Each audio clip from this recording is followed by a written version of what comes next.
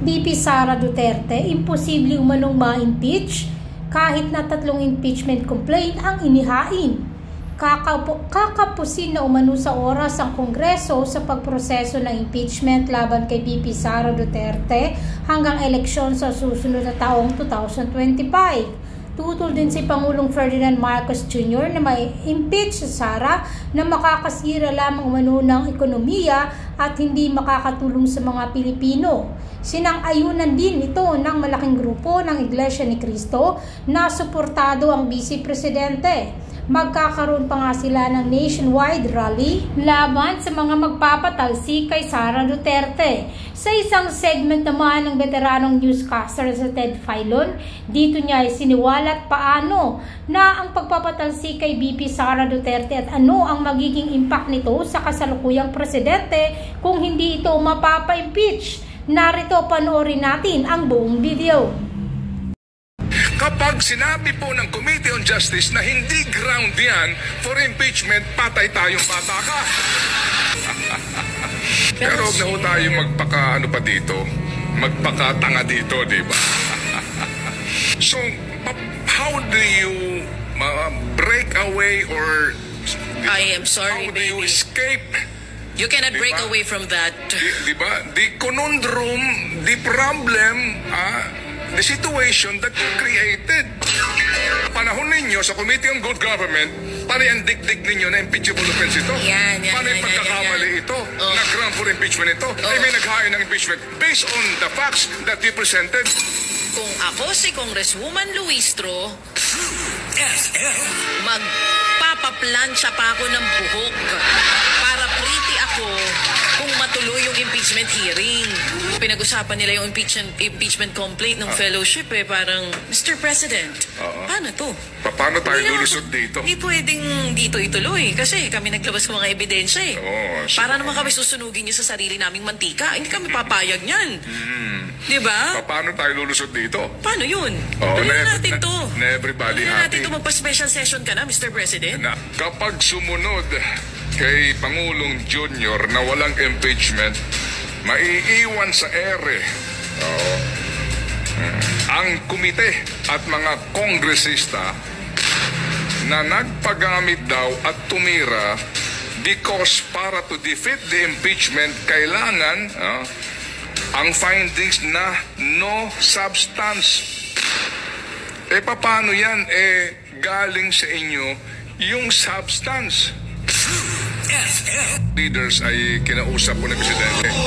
Ang sabi daw nila fellowship. Pero huwag na ho tayo magpaka-ano pa dito, magpaka-tanga dito, di ba? Ngayon, pag-uusapan talaga nila, paano ho nila didiskartehan ito? Paano kahuhulag po sa isyong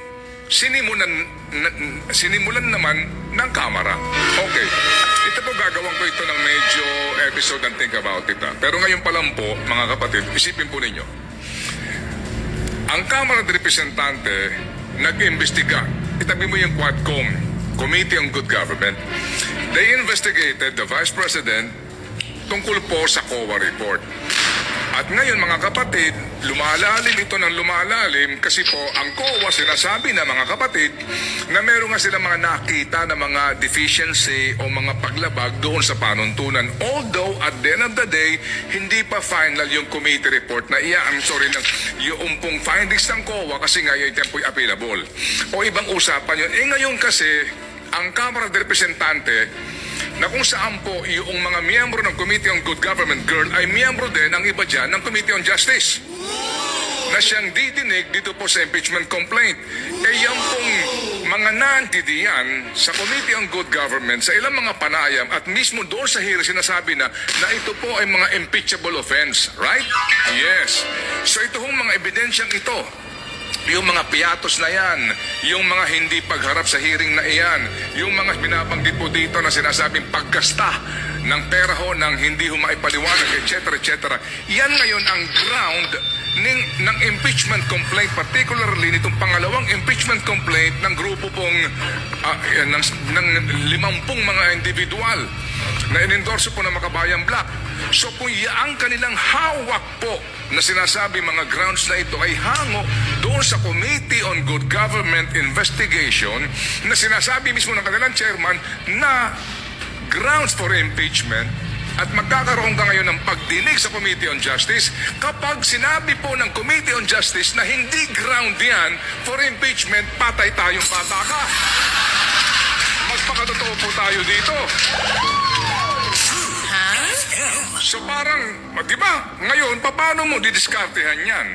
Eh kung ikaw si Congresswoman Luistro, na member ka rin ng Committee on Justice, eh ang iniharap dito mga kapatid na ebidensya po nitong mga nagreklamo, eh hango sa inyong investigasyon. Sasabihin mo ngayon na hindi ground ito for impeachment? You cannot say Malabnaw that. ito na dahilan? You cannot say that. Hindi ba na-stop ka na doon during the hearing ng Committee on Good Government? So paano mo ngayon i-dispose ito? Paano mo ngayon didiskartehan ito na hindi kayo magmumukhang tanga? Di ba na nung panahon ninyo sa Committee on Good Government, pare ang dikdik ninyo na impeachable offense ito? Yan, Paano yung pagkakamali ito? Oh. Na ground for impeachment ito? Ay may naghain ng impeachment based on the facts that you presented.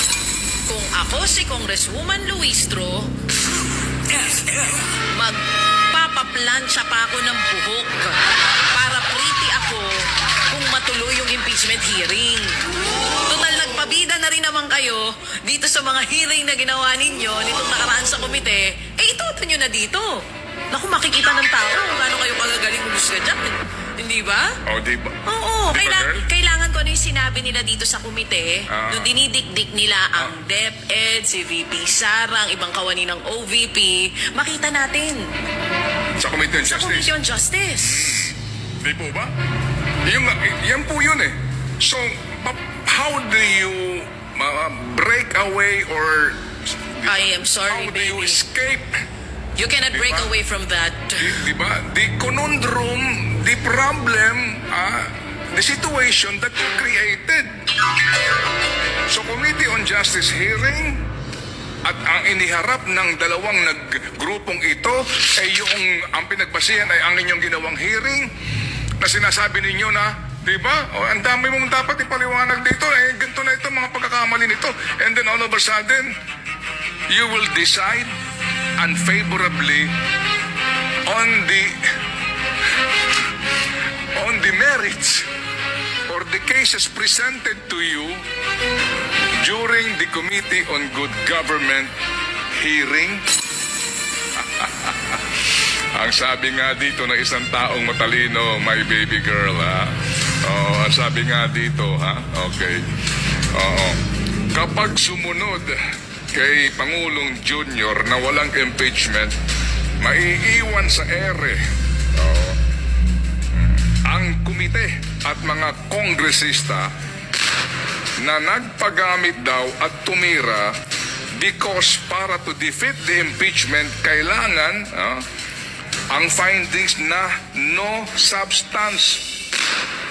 Eh, paano yan? Eh, galing sa inyo yung substance. At yan ang gagaling mismo sa isang matalinong tao na naandyan po sa batasan. Patay tayo dyan. So, Oo. pala yun. Oo. Pala nung usapan nila nung fellowship, Sa no? kabilang banda yan, ha? Parang, Opo. Anyway, kung pinag-usapan nila yung impeachment complaint ng fellowship, eh, parang, Mr. President, paano to? paano tayo Hindi naman lulusot to- dito? Hindi pwedeng dito ituloy kasi kami naglabas ng mga ebidensya eh. Oo, Para naman kami susunugin nyo sa sarili naming mantika. Hindi kami papayag niyan. Di ba? Paano tayo lulusot dito? Paano yun? Oo, Gawin na natin to. na everybody Gawin na natin happy. to. Magpa-special session ka na, Mr. President. Hindi, na everybody happy. And ano muna ang sabi ni Nino? ni Ma'am Sara? Ay. Anong sabi mga niya? kapatid. Kayo na ginagawa niyo, markado kayo.